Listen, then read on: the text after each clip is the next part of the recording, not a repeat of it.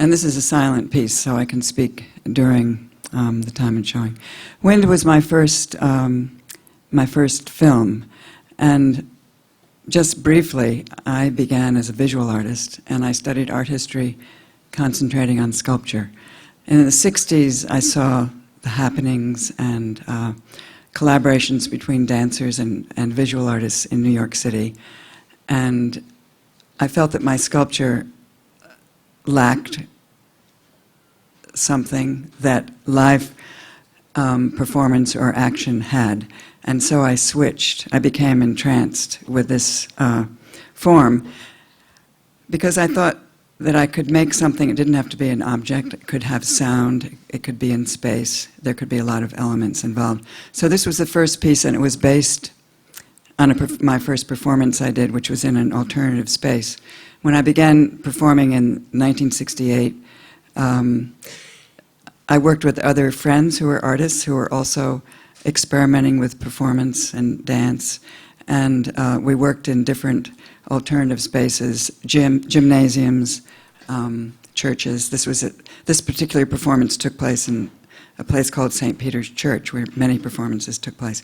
So when we went out to make this film in Long Island, near where I grew up part of my life, it happened to be the coldest day of the year, and a very snowy day, and also very windy, which I didn't anticipate. So, but it was lucky, because then this became a piece called Wind, and I have a relationship to,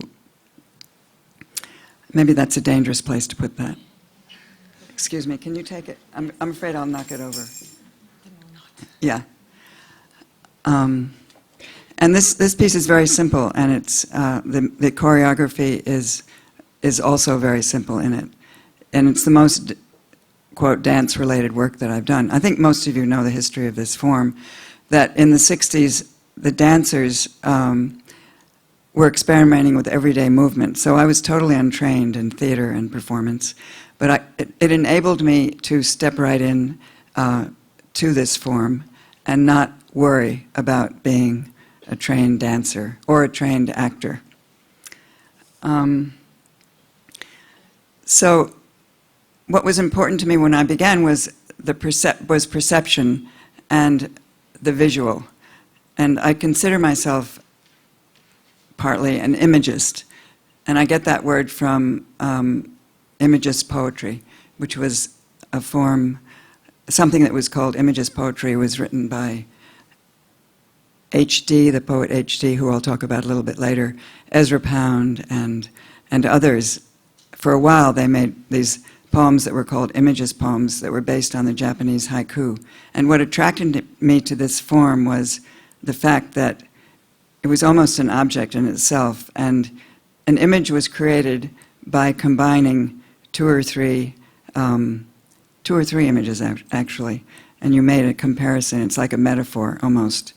I'm not good at remembering, but one of them is faces on the subway like petals on a black wet bough. I think that's William Carlos Williams, but it's not exactly, but that's sort of the idea. So I like this idea, and also I was influenced by the structure of poetry. When I first began to make performance, I referred to forms outside the art world. At that point, they were thought of that way, such as early filmmaking and, well, poetry, and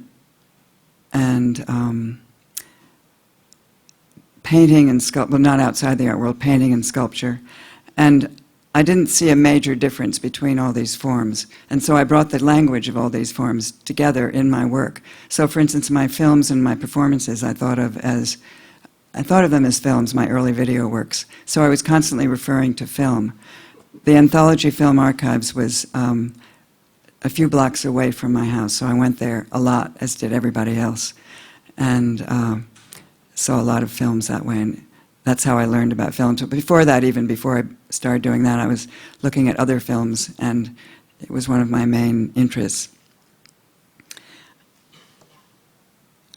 So I was influenced by the writing of Borges, and I began my first prop was the mirror, and I got that idea from Borges. He was just translated in the 60s into English, and so I started reading him. And I often go to literature for an idea, but I don't. And my early pieces did not involve text in the same way that they do now. They were very abstract, but there were ideas underlying them, and it would be the way I could enter a piece. For instance, I'll show you some images of the mirror works after this film is over, which were inspired by Borges. And I began those mirror works by memorizing all the quotes that all the times he referenced mirrors in his work, and I memorized them, and then I made that costume that you saw in the film. Excuse me.